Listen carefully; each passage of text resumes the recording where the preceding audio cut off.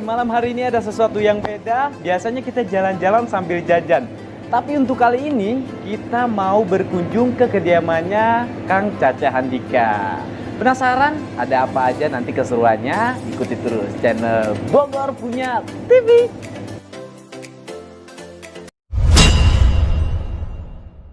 Sebetulnya begini, yang saya bilang tadi, yang harus kita junjung tinggi itu proses kita yang lebih kejar itu proses. Karena begini, tidak ada kata wajib berhasil.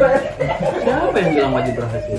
Kamu dalam apapun nggak ada wajib berhasil, nggak ada. Mendahulu itu. Kalau wajib bekerja, wajib mengakal-ngakali, mensiasati. Nah itu dalam hidup kan begitu. Siasat, bekerja, berdoa itu wajib. Tapi berhasil, saya wajib berhasil menjadi Tuhan. Yang menjamin wajib berhasil kan cuma satu-satunya tuh. Dia yang menentukan. Iya, punya cuma kalau saya sih saran saya sih kalau untuk pemusik kalau bisa katanya nih kalau musik itu harus punya khas. Kalau band mungkin dijalankan khas, tapi kalau arranger tidak. Saya disuruh bikin keroncong, ayo disorot. Kalau namanya jiwa saya juga dulu ada, masih ada, bisa disiasatin ya. Dangdut klasik, ayo. Dangdutnya agak modern, ayo. Memang saya ini bukan mampu semua. Berusaha saya gimana tergantung permintaan orang aja gitu. Orang minta kayak kemarin dari Cilacap ada penyanyi perempuan masih muda. Mintanya sorok, jangan diskon itu sudah dibayar sama dia. Tapi ternyata terus saya semudah ini jangan di diskon dulu dah. Mau apa kamu sorok? Oke, begini sama saya. Cuma saya kan nggak produktif. Begitu ada orang minta lagu, tapi saya bikin. Terus ada nggak nih rencana buat bikin album itu? Ini sedang berjalan. Ini juga album ada. Album berapa ya Mas? Baru bukan album, ini sekarang single sih. Kalau album zaman dulu kan album itu terdiri dari paling tidak 6 lagu. Satu album 8 atau 12. Ini enggak kan single album. Single, lagi nggak single. Ada kebocorannya apa judulnya?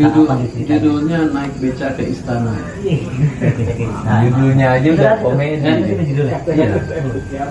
Menggambarkan bahwa kita mengagumi seorang wanita yang begitu. Jadi kagum di situ, kagum kepada pencipta. Sebegitu indahnya, sebegitu cantiknya dia. Tapi kok dengan sehebat itu Tuhan ciptakan, kok tidak disertai kesombongan? Ternyata dia mau bertegur sapa, ditegur mau dengan sedikit senyum, tidak mau balas senyum karena dia apa ya, dari sedikit senyum aja segitu menggoda gitu.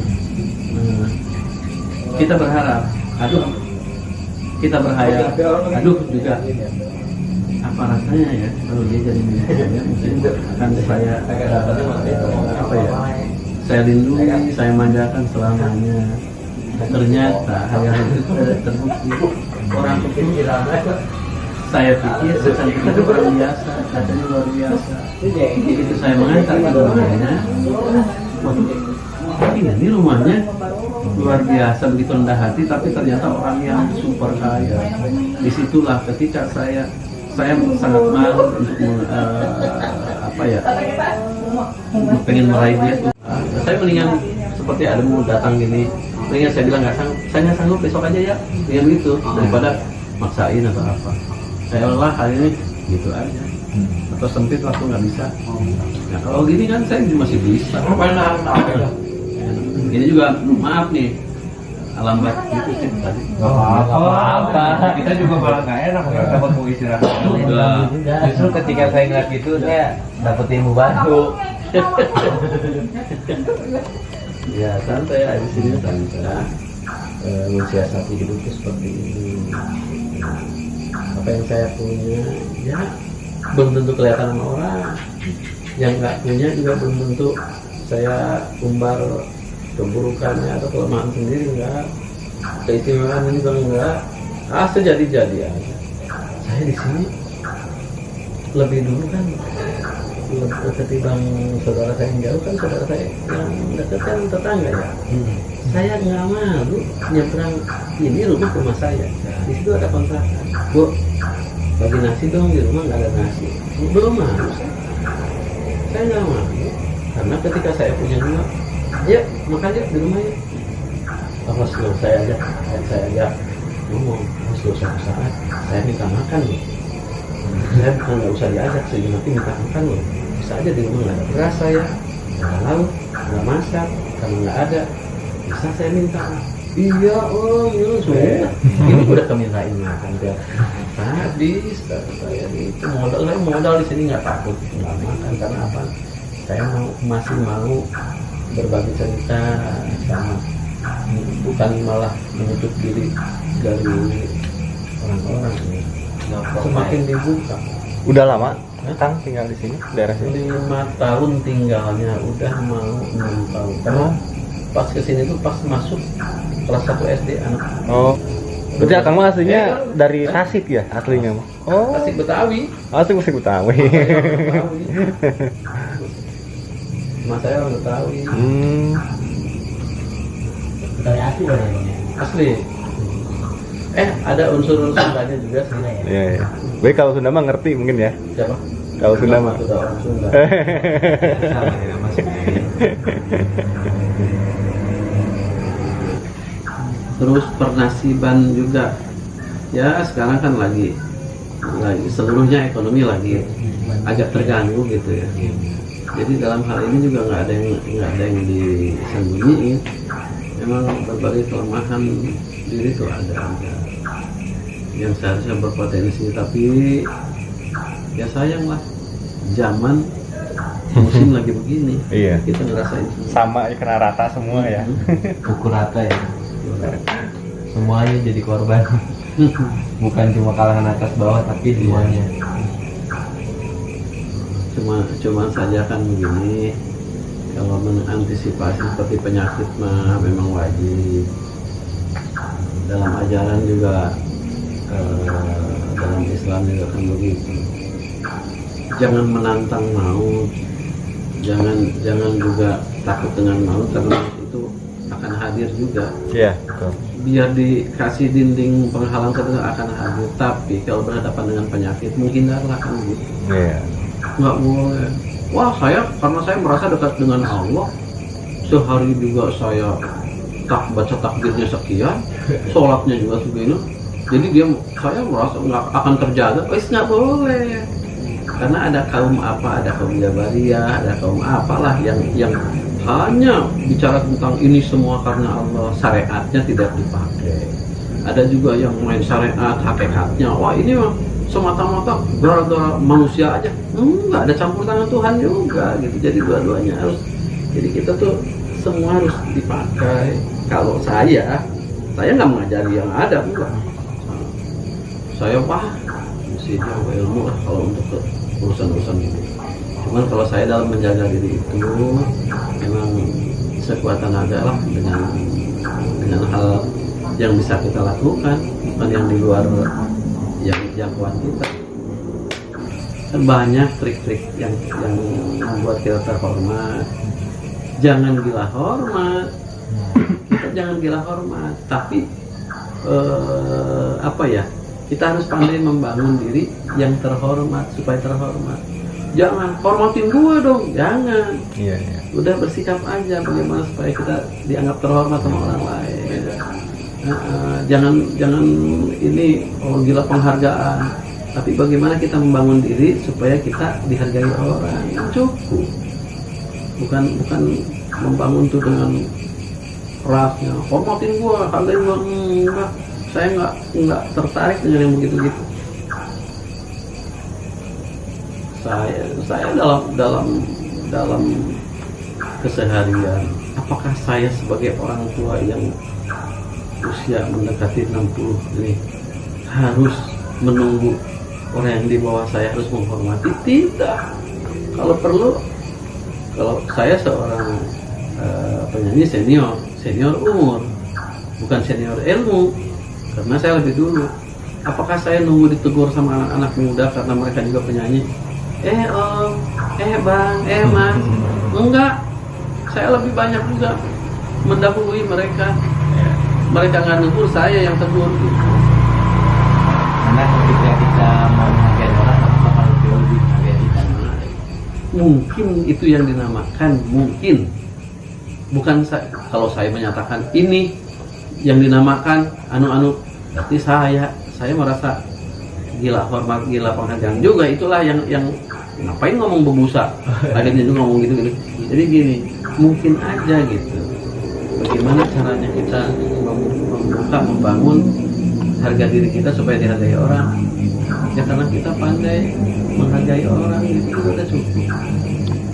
Karena begini, kita nih, ketika orang suka sama kita, satu orang nih suka sama saya, tapi 1000 orang nggak suka sama saya, kamu nggak tetap nggak bakalan ikut sama yang 1000. Iya benar. Tetap aja kamu suka. Iya benar. Makanya nggak usah capek-capek pengen dihargai, pengen dihormati, pengen bicara dengan gitu gini. Gitu. Nah, satu hal lagi, satu orang benci sama saya, Iya. kata orang yang 1000, oh enggak, ternyata orang baik kok, nggak bakalan gue ya tetap aja benci sama saya. Makanya jangan capek-capek pengen dipuji orang, Iya. pengen dihormat orang, pengen dikatakan kita benar, nggak percuma. Kalau orang sudah benci, mau benci aja. Iya. Gitu. Gitu kalau saya, makanya saya nggak pernah capek mikirin pengen terhormat, takut tidak dihormatin, takut tidak dihargai. Ada apa? Alah, saya punya duit 50.000 berangkat ke kota, sampai kota apaan? Cuman dipakai tol. Kalau sekarang kan masih ada e-tol ya, Iya, misalnya. benar. Sampai sono, saya masih sama anak-anak pencipta yang dulu bareng-bareng. Gak ada duit nggak? Kenapa? Apaan itu? Alah, pura-pura lagi. Hei, gua nggak ada duit, beneran ya? Makan. Saya masih minta makan sama teman-teman. Apa nggak meruntuhkan diri sendiri? Meruntuhkan kan? Iya. Sepintas. Tapi saya enggak. Lah, gue lagi hina, ya pantas dihina sama lu.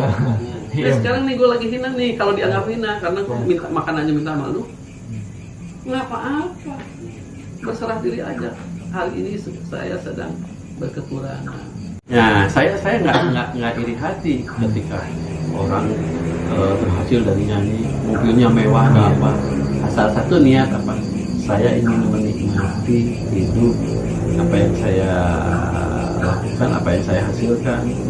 Kenapa sah kok? Apalagi itu halal.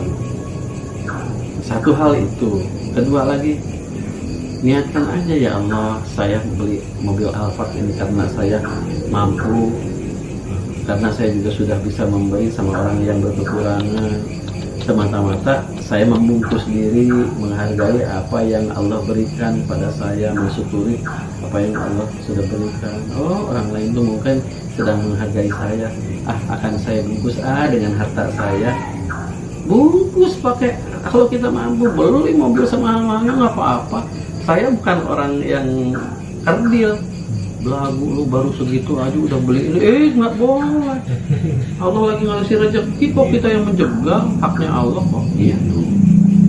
Udah doain, justru yang begitu dulu doain. Ya biar lebih dari itu deh. Biar seniman Indonesia tuh terhormat. Kan kita sumpahin yang bagus-bagus. Bener-bener. Gua sumpahin kaya lu gitu. Nah. Kan begitu.